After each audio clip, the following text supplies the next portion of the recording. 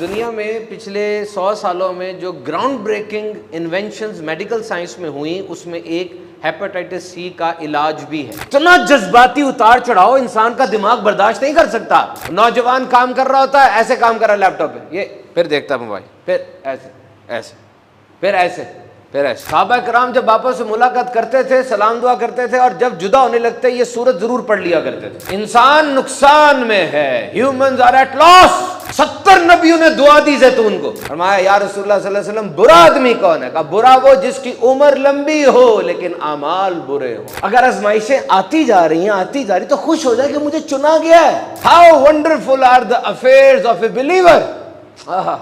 How wonderful are the affairs of a believer. क़यामत के दिन सब्र करने वालों के सरदार हज़रत अय्यूब अलैहिस्सलाम होंगे। ये आपको सोचना चाहिए था कि जो चीज मैं आगे भेज रहा हूं वो मेरे लिए कहीं गुनाह जारिया का सबब तो नहीं बन रही। तो याद रख लो, इस दुनिया में तुम आए इसीलिए हो कि तुम अल्लाह से अपना कनेक्शन मजबूत कर लो। ये जो ईमान वाली शनाख्त है, इसको दोहराते रहा करें, कलमा शरीफ पढ़ते रहा करें। दुआ की पावर को कभी अंडर एस्टिमेट ना करना। मोहतरम सामीन इकराम, एक बड़ी स्टार्टलिंग न्यूज़ कल पढ़ी एक एडिटोरियल में कि पाकिस्तान में हेपेटाइटिस सी के जो मरीज़ हैं दुनिया में सबसे ज़्यादा हैं। Pakistan rank first in hepatitis C infection in Pakistan. 12.6 million 12.6 million 1 crore 26 lakh अफराद हेपेटाइटिस सी से मुतासर हैं। तो सबसे पहले तो आप भी अपनी स्क्रीनिंग करवा लें, अपनी ज़ौजा की, अपनी अम्मी अब्बू की, क्योंकि ये एक काबिल इलाज मर्ज़ है। और दुनिया में पिछले 100 सालों में जो ground breaking inventions medical science में हुई उसमें एक हेपेटाइटिस सी का इलाज भी है। अगर आपने इसका इलाज ना कराया तो लिवर सिरोसिस हो जाएगा, जिगर का कैंसर हो जाएगा, और फिर इंसान जो है वो जल्दी जो है उसकी डिटेरियोरेशन शुरू हो जाती है। 12.6 मिलियन, ये दोनों वेरिएंट जो हैं बी और सी, उस हवाले से तो इसकी जो वजूहात हैं वो मैंने और आपने ही डील करनी है। ऐसी सिरिंज जो पहले इस्तेमाल हुई है वो ना लगे, गंदा खून ट्रांसफ्यूजन ब्लड की ना हो, और सैनिटरी की जो चीज़ें हैं सफाई का ख्याल रखा जाए। पाकिस्तान में हेपेटाइटिस सी देने वाले बहुत बड़े जो एक तबका है वो डेंटिस्ट का है, जो दांतों का इलाज करते हैं। वो गंदे आलात एक के जिस्म पे लगते हैं, वही दूसरे के जिस्म पे लगते हैं तो हेपेटाइटिस सी हो जाता है। So we must take care. इसमें इजिप्ट जो है ना, मिस्र, उसकी मिसाल बड़ी एक काबिल तरगीब है। आप हैरान होंगे कि इजिप्ट के अंदर 10% अवाम जो थी उनको हेपेटाइटिस सी था, पाकिस्तान से बहुत ज़्यादा, और उन्होंने सिर्फ 15 सालों के अंदर 10% से इसको 0.38 कर दिया। 0.38। 60 मिलियन टेस्ट किए उन्होंने, 6 करोड़ लोगों के टेस्ट किए फ्री, और उसके बाद 4 मिलियन को ट्रीट किया अपनी बनाई हुई एंटी वो जो वायरल मेडिसिन थी उससे, और अब वहाँ पर बहुत कम प्रेवेलेंस है। तो कोशिश करें, ये एक हेल्थ मैसेज है जो हम इसको देख लें और जल्द से जल्द अपनी स्क्रीनिंग करवा के हेपेटाइटिस सी की, अगर खुदा ना खास्ता किसी को निकल आता है तो परेशानी की ज़रूरत नहीं है। यकीन करें, ये बड़ी नेमत की बात है कि आपको जो बीमारी लाहक है उसका इलाज मौजूद है। ये एक नेमत है। अगर तो इलाज ही ना होता फिर क्या करते? ये काबिल इलाज बीमारी है, तो कोशिश करें इसका आप स्क्रीनिंग करवा लें। नंबर 2 बिट जो मैं आपको देना चाह रहा हूँ, आजकल सोशल मीडिया का बड़ा दौर है। ये जो बटन शेयर का होता है ना, ये बड़ा ख़तरनाक है। ये जो सोशल मीडिया, इंस्टा, फेसबुक पर आप शेयर का क्लिक करते हैं तो इधर की उधर, उधर की इधर हो जाती है। क्लिक तो बड़ा लफ्ज़ है, वो हल्का सा छू भी जाए उग गया, इज्जतें नीलाम हो जाती हैं, बरसों की मेहनत पे सेकंडों में पानी फिर जाता है। देखिए, जो चीज़ आप आगे कर रहे हैं वो अच्छी है, बुरी है, सच्ची है, झूठी है, ये इंस्टा ने या फेसबुक ने नहीं इसका हिसाब लगाना। ये आपको सोचना चाहिए था कि जो चीज़ मैं आगे भेज रहा हूं वो मेरे लिए कहीं गुनाह जारिया का सबब तो नहीं बन रही। तहकीक कर लो अच्छी तरह, जो खबर तुम तक पहुंचे उसकी तहकीक कर लो। ये हुक्म दिया गया था ना आपको, और सारी तहकीकात के मुताबिक एज पर मॉडर्न रिसर्च बगैर किसी मकसद के सोशल मीडिया पर बैठे रहना आपकी जिस्मानी नफ्सियाती सेहत के लिए बहुत ज़्यादा नुकसानदेह है। याद रख लेना ये बात। हज़ारों साइंसदान, हज़ारों माहिरीन नफ्सियात, हज़ारों सोशल मीडिया स्टैटिस्टिशियंस, इस दौर के तेज तरीन दिमाग दिन रात बैठकर ये कोशिश कर रहे हैं कि ऐसी कोई साइंस लगाएं कि आप नशे में उतर जाएं, सोशल मीडिया के, आपकी हड्डियों में उतर जाए ये नशा। अब देखें ना, समझे इस बात को, नुकसान कैसे होता है। आप जैसे ही इंस्टाग्राम देखते हैं, सोशल मीडिया देखते हैं, एक बंदा नजर आता है जो कि तस्वीर उतार रहा है, बड़े अच्छे कपड़े पहन के खाना खा रहा है, और बिल्कुल उसके साथ ही अचानक एक जंग का मैदान नजर आता है, लोग भूखे हैं, बम गिर रहे हैं, और फिर अचानक दो कुत्ते और दो बिल्लियां आपस में करतब दिखा रहे हैं। 1 मिनट के अंदर अंदर 3 कैनवस तब्दील हो गए। How your mind can handle this emotional fluctuation. इतना जज्बाती उतार चढ़ाव इंसान का दिमाग बर्दाश्त नहीं कर सकता। होता क्या है, हम पागलों की तरह स्क्रॉल करते जाते, और फिर एकदम से ख्याल आता, टाइम कितना जाया हो गया, असल काम जो पड़े थे उसका ढेर लगा हुआ है। This is the impact and it is worst then epidemic and pandemic. ये आलमी वबा से ज्यादा खतरनाक है। वो तो आई थी, आगे चली गई, ये तो चिपका हुआ है साथ, घर में, हर जगह। नौजवान काम कर रहा होता है, ऐसे काम कर रहा है लैपटॉप पे, ये फिर देखता मोबाइल, फिर ऐसे ऐसे, फिर ऐसे, फिर ऐसे। घर वाले बैठे, खाना खाना है, बात करनी चाहिए, नहीं, खाना खा रहा, मोबाइल देख रहा है। बी इंटेंशनल, इंटेंशनल हो जाओ। इंटेंशनल का मतलब ये है, जब भी सोशल मीडिया पर आओ, तय करके आओ कि मैंने इतना काम करना है और ये काम करना है। ऐसी ऐप्स आई हुई हैं, एप्पल पर भी, एंड्रॉयड पर भी हैं, कि 15 मिनट जब आप सोशल मीडिया यूज कर लेते हैं ना, खुद ब खुद लॉग आउट हो जाते हैं, आप खुद ब खुद निकल जाते हैं बाहर। तो एहसास रहता है इस तरह। तो you have to introduce limits, you must have a मौक़िफ़, यू मस्ट हैव ए राय ऑफ योर ओन। आपकी अपनी भी कोई राय होनी चाहिए, मौक़िफ़ होना चाहिए, ये नहीं कि बस जो जिधर से आ रहा करते चले जाए। तो मोहतरम सामीन इकराम, आज का जो हमारा मौजू है, this is very interesting, very important. आज का मौजू बहुत इंपॉर्टेंट है। आज का मौजू है, इंसान खसारे में, यू आर एट लॉस। समझ रहे, ज़माने की कसम वल अस्र, क्या कमाल की सूरत। साहबा कराम जब आपस से मुलाकात करते थे, सलाम दुआ करते थे, और जब जुदा होने लगते ये सूरत ज़रूर पढ़ लिया करते थे। इमाम शाफी फरमाते हैं, ये सूरत सही तरह से पढ़ लें, इस पर सही तरह से काबू पा लें, सही तरीके से इसको एब्जॉर्ब कर लें, समझ लें, ये दुनिया और आखिरत के लिए काफ़ी है। वल अस्र, ज़माने की कसम। 14 कलिमात है, 3 आयात है, छोटी तरीन सूरत है, अव्वलीन नाजिल हुई थी, ये शुरू की सूरतों में से है ये, और बहुत ही कमाल सूरत है। ज़माने की कसम खाएगी, वल अस्र, कसम है ज़माने की, कसम है ज़माने की। अल्लाह ताला को किसी चीज़ की कसम खाने का या कसम याद फरमाने का कोई हाजत नहीं है, माज़अल्लाह।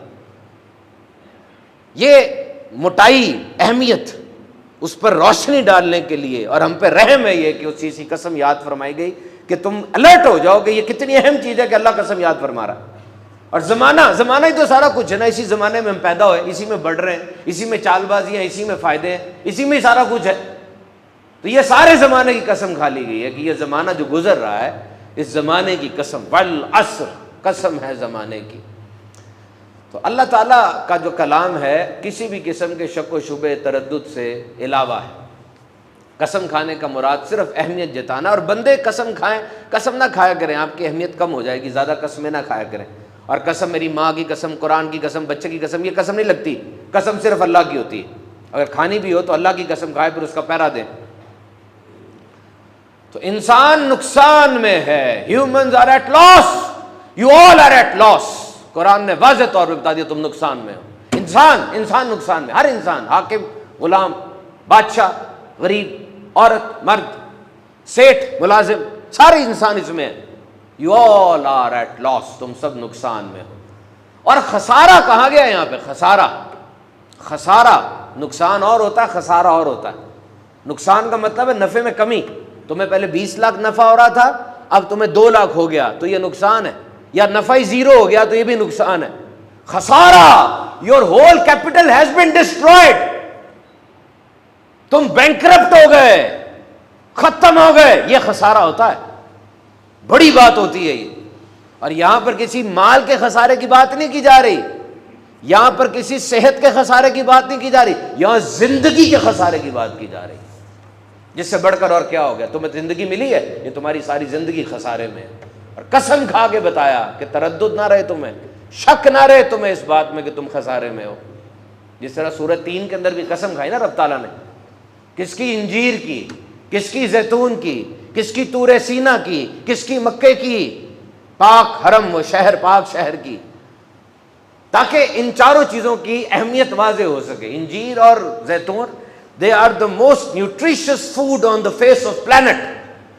रूए जमीन पर इन दोनों से ज्यादा न्यूट्रिशियस फूड, बहुत न्यूट्रिशियस है। इंजीर के बारे में नबी पाक सल्लल्लाहु अलैहि वसल्लम की हदीस है कि ये जन्नत के दरख्तों में से है, जन्नत के फलों में से, क्योंकि जन्नत के फल में गुठली नहीं होती, तो ये बवासीर का इलाज है, हदीस के अल्फाज है। और गैंठिया, जो ये जोड़ों की दर्द होती है, उसका इलाज है इसके अंदर।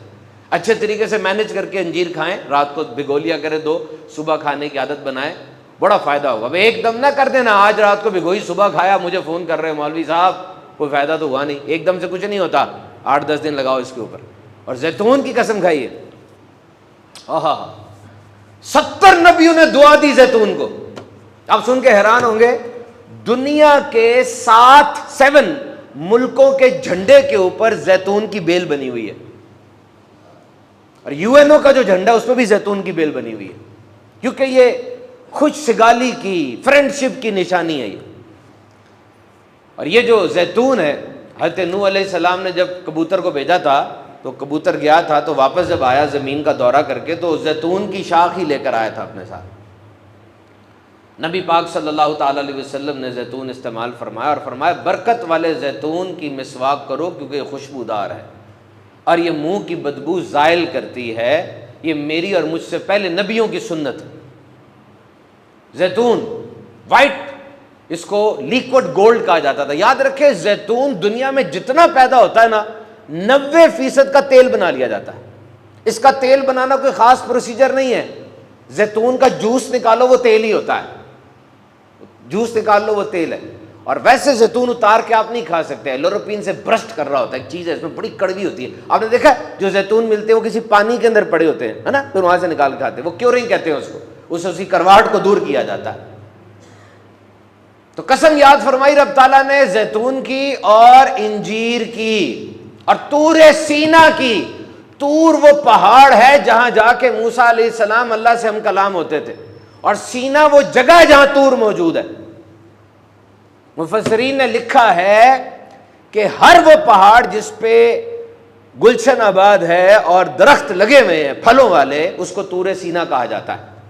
और फिर मक्के की कसम इरशाद फरमाई, क्योंकि यहाँ नबी पाक की विलादत हुई, यहाँ पर काबा है जिसकी तरफ मुंह करके नमाज पढ़ते हैं। तो चारों चीज़ों को देखो कि ये जैतून और इंजीर का मकाम वो है जहाँ हज़रत इब्राहीम अलैहिस्सलाम ने हिजरत की, जहाँ ईसा अलैहिस्सलाम की पैदाइश हुई और तरबियत हुई। ये मकाम वो है जहाँ इंजीर और जैतून होता है। और तूरे सीना जहाँ मूसा हम कलाम हुए, और मक्का मुकरमा जहाँ नबी खातमुन नबिय्यीन सल्लल्लाहु अलैहि वसल्लम की विलादत हुई। देखा ना कैसा इन चारों चीज़ों की अहमियत बढ़ाई गई कसम खा के। और कितनी प्यारी बात आगे फरमाई गई सूरह 3 में, लक़द ख़लक़नल इंसाना फ़ी अहसनि तक़वीम। ए बंदे, तुझे बेहतरीन सूरत पर पैदा कर दिया। वो देख, वो बैल, उसको खाना खाना होता है, नीचे मुंह लेकर आता है। वो चिड़िया, उसको खाना खाना होता है, नीचे मुंह लेकर आती है। अब अपने आप को देख, तुझे हाथ दिए कि तू नीचे से खाना उठाए और मुंह तक लेकर जाए। तेरा सर अगर झुके तो सिर्फ रब की बारगाह में झुके। कैसी इंजीनियरिंग है तेरी। तेरा जिस्म खूबसूरत तरीन बनाया, तू अपने जिस्म के एक एक उज़्व पर नजर डालता जा, तू हैरान हो जाएगा कितने अजायबात उसके अंदर है।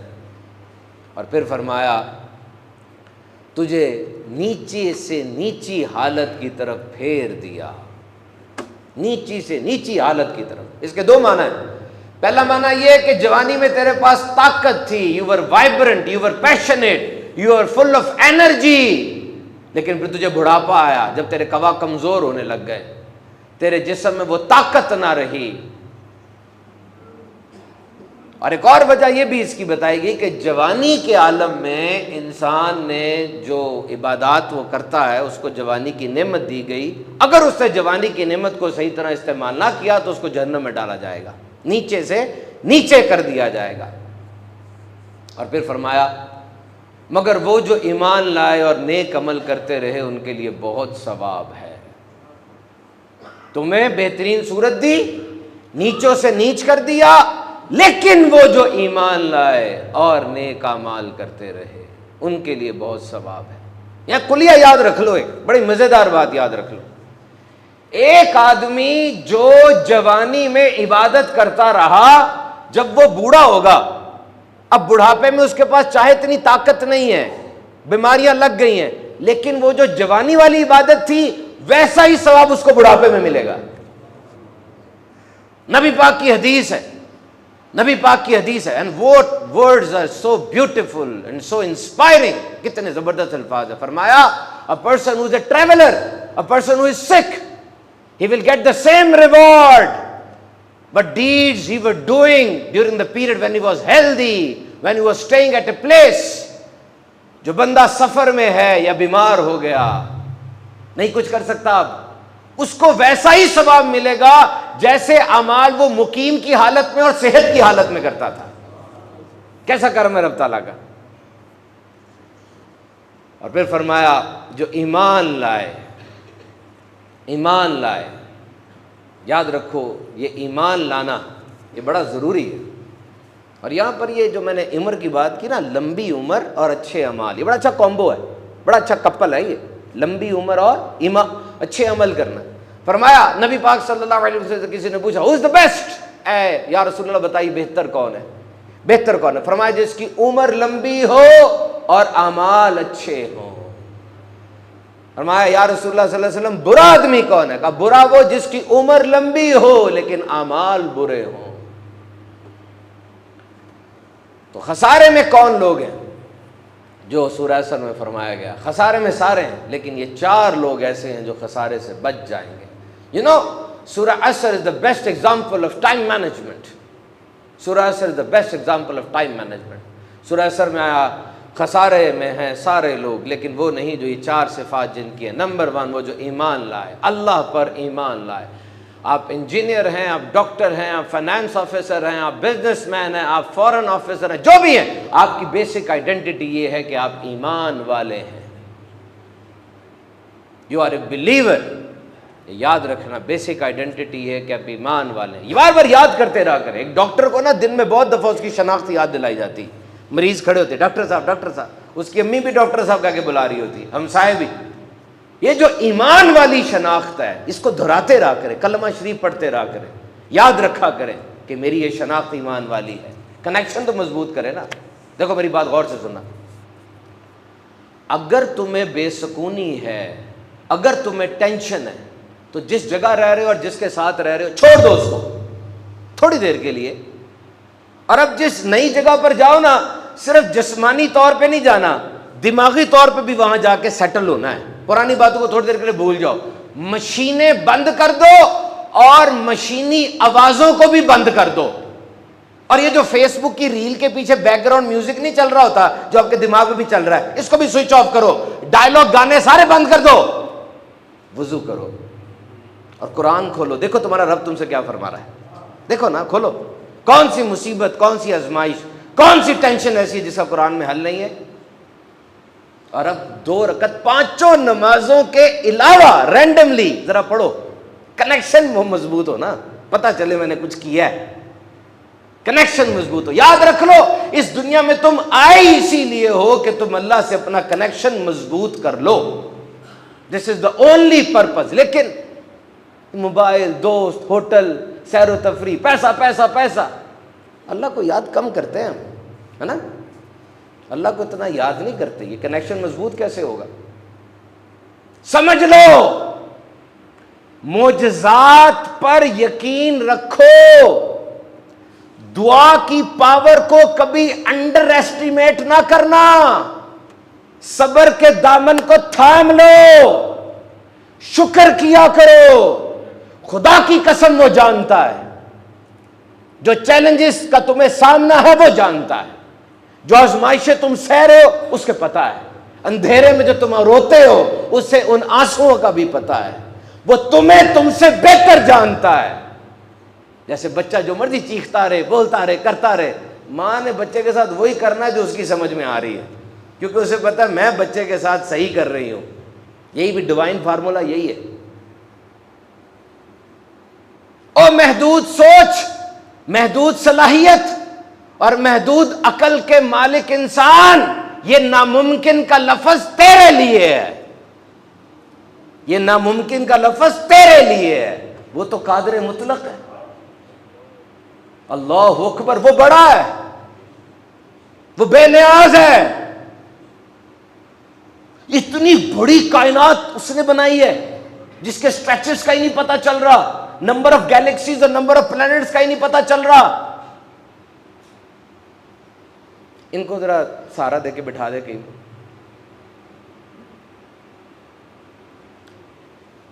ये वो गैलेक्सी है जिसके स्ट्रेचेस का पता नहीं चल रहा, ये उसका खालिक है। नंबर 2, इतना पेचीदा निजाम उसने बनाया। मैं कल पढ़ रहा था कि दुनिया में कितने जानदार हैं, पौधे भी जानदार हैं, कीड़े भी जानदार हैं, परिंदे भी जानदार हैं, ये सब जानदार हैं। कितने जानदार आप इमेजिन कर सकते हैं कितने जानदार होंगे? 20 क्वांटिलियन, यानी 20 के आगे 30 जीरो लगेंगे फिर। और हैरान हो जाएं, एक लम्हे के लिए जरा मेरी बात पकड़ना, एक लम्हे के लिए पकड़ना। ये जितने जानदार मैंने बताया आपको, 20 क्वांटिलियन, समझ से भी बाहर है। इन सब के घर बच्चा पैदा होता है, इन सब की नस्ल आगे बढ़ती है। जो बच्चा पैदा होता है ना, आंख खोलता है, ये सब अल्लाह के इल्म में है। और जितना पौधा जमीन से सर उठाता है अल्लाह के इल्म में है। जो कतरा पानी का आसमान से जमीन पर आता है, एक एक कतरा उसके इल्म में है। जितनी सूरज की रोशनी आसमान से, ओजोन से छन के जमीन से टकराती है, एक एक जर्रा उसके इल्म में है। तुम कहते हो नामुमकिन, तुम तरीके ढूंढते हो, तुम मोहताज हो गए इसके। यकीन करना, मुझे बताना, क्या ऐसा होता नहीं है कि बिल्कुल हमारे नजदीक बात फारग हो चुकी होती है, अचानक मौजज़ा हो जाता है, चीजें सेट होने लग जाती हैं। नेवर अंडर एस्टिमेट, कभी अंडर एस्टिमेट ना करो। तो ये फरमाया हक बात की ताकीद। फिर फरमाया वो नहीं जो ईमान लाए। हमने अल्लाह ताला के हवाले से ये बात की कि ईमान लाओ, और ईमान ला के देखो, उसकी कुदरत को समझो। देखो ना, आप पैदा हो गए, अब आपका दिल नहीं चाह रहा होगा, लेकिन एक दिन अचानक आपको पता नहीं किसी बहाने से मौत आ जाएगी। ये क्या है? यूगोस्लाविया का होगो शावेज, जाओ सर्च करो, कितने 30-35 साल हुक्मरान रहा था वो यूगोस्लाविया का, तो मर रहा था कैंसर से। दुनिया के टॉप के डॉक्टर्स उसके ऊपर थे, ऊपर थे। उसने कहा मैं मरना नहीं चाहता। उन्होंने कहा हम कुछ नहीं कर सकते, तेरी सारी आकड़ और मौत का एक थप्पड़। होता ना ऐसे, आप नहीं चाह रहे, अचानक चीजें बिगड़ती हैं, लाइन सीधी होती है। क्या ये किस चीज की कुदरत है? ये अल्लाह ताला की कुदरत है जिस पे इंसान देखता है। तो मेरे मोहतरम सामीन इकराम, ये बात याद रखिएगा कि इंसान जब अल्लाह ताला के ऊपर ईमान लाता है तो फिर तैयार हो जाना चाहिए उसको। देखिए, आप सारे किसी ना किसी इम्तिहान से गुजर रहे हैं। आप समझते हैं कि आप किसी इम्तिहान से गुजर रहे हैं, कोई आजमाइश है आपके ऊपर, यू आर बीइंग टेस्टेड, आपको टेस्ट किया जा रहा है। हम सब बर्दाश्त कर रहे हैं कुछ। मज़े की बात यह, सबका टेस्ट अलग अलग है, सबका इम्तिहान अलग अलग है। Everyone has been given a different paper. कोई दौलत दे के आजमाया जा रहा है, किसी की सेहत का आजमाइश है, किसी को औलाद की आजमाइश है, कोई रिश्तेदारों से आजमाइश, किसी को बीवी के हवाले से कोई प्रॉब्लम है, सबके। और देखा जाता है ईमान कहाँ है, देखा जाता है फेथ कहाँ है। जहाँ ईमान होता है वहाँ आजमाइश को बढ़ा दिया जाता है। क्यों? क्योंकि वो बर्दाश्त कर सकता है। तभी कहा ना, अंबिया के ऊपर सबसे ज़्यादा आजमाइशें आई, और फिर उससे नीचे, फिर उससे नीचे, फिर उससे नीचे।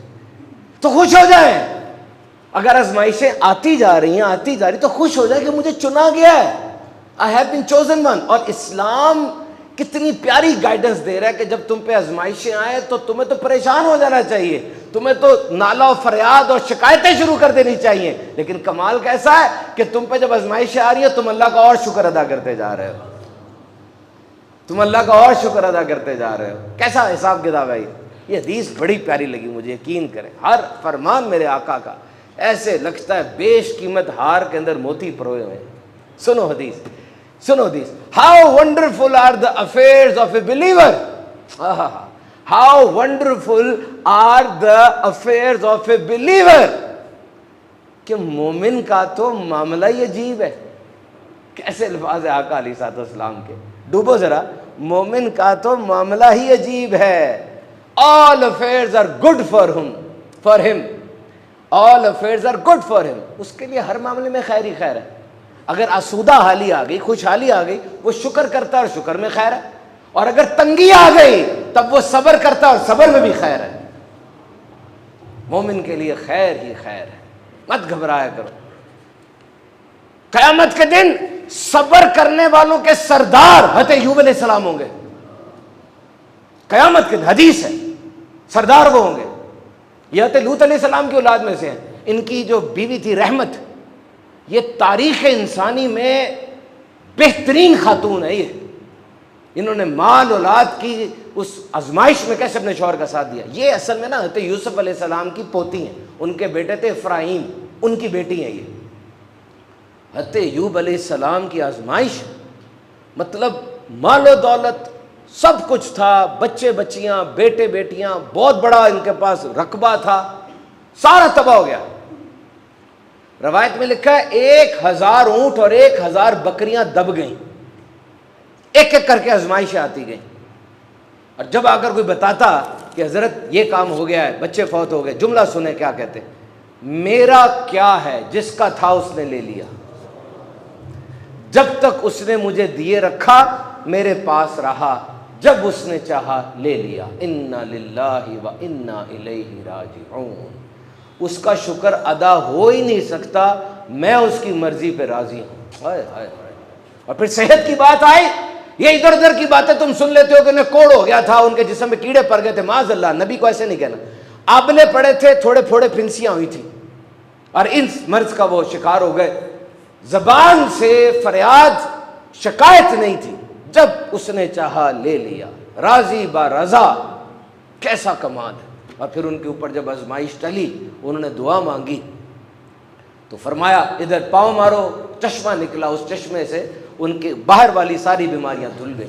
फिर पाँव 40 कदम दूर जाके मारा तो अंदर वाली बीमारियां सारी धुल। अल्लाह ने जन्नती कपड़े पहना के साइड पे कर दिया। बीवी दिन रात खिदमत करती थी, जाके काम काज करती और खिदमत करती। आई, देखा एक बड़ा हैंडसम किस्म का बंदा बैठा है, तो कहती वो जो यहाँ मरीज था कोई भेड़िया तो नहीं उठा के ले गया। कहा मैं ही हूँ, अल्लाह ने मुझे शिफा अता फरमाई। और फिर उनकी बीवी को जवान कर दिया गया और उनको अल्लाह ताला ने और औलाद और अता फरमाई। और बड़ा जो ज़बरदस्त पहलू है ना, वो ये कि जब इनसे ये कहा गया अय्यूब आपने तो बड़ा ज़बरदस्त सब्र किया, वेरी गुड, बड़ा ज़बरदस्त सब्र किया अय्यूब आपने तो। फरमाया मालिक अगर तू तौफीक ना देता तो मैं कहाँ सब्र कर सकता। हाय हाय हाय, इन बड़ों की बड़ी बातें हैं। क्या फरमाया, अर्ज की मालिक अगर सब्र भी तेरी तरफ से ही था, ये भी तेरी ही अता थी, अगर तू सब्र की तौफीक ना देता तो मैं कैसे सब्र कर सकता था। तो कभी भी आजमाइश से ना डरें, ये तो हमेशा आती है आपको ऊपर उठाने के लिए। पहली बात जो ईमान लाए, दूसरी बात जिन्होंने नेक अमाल किए और सबको हक बात की ताकीद की, सब्र की ताकीद की। खत्म कर रहा हूं बयान में, खत्म कर रहा हूं बयान। सब्र की ताकीद और हक बात की ताकीद। ए मुसलमान वालिद, तू मुसलमान वालिद है तो वालिद भी है, मुबल्लिग भी है। ए मुसलमान डॉक्टर, तुम डॉक्टर है तो फिर मुबल्लिग भी है। ए मुसलमान इंजीनियर, मैं मुसलमान लगा रहा हूं साथ, तू इंजीनियर भी है तो मुबल्लिग भी है। तू जमींदार है, तू फसलों की वाडियां कर रहा है, अगर तू मुसलमान के साथ है तो तू मुबल्लिग भी है। हक बात पहुंचा दे, क्योंकि तुझे अजीम तरीन इसीलिए कहा गया ना कि तुम अजीम तरीन हो, तुम बेहतरीन हो, क्योंकि तुम नेकी का हुक्म देते और गलत बात से रोकते हो। मदद करें एक दूसरे की इस काम के अंदर। आखिरी सेंटेंस सुन ले गौर से।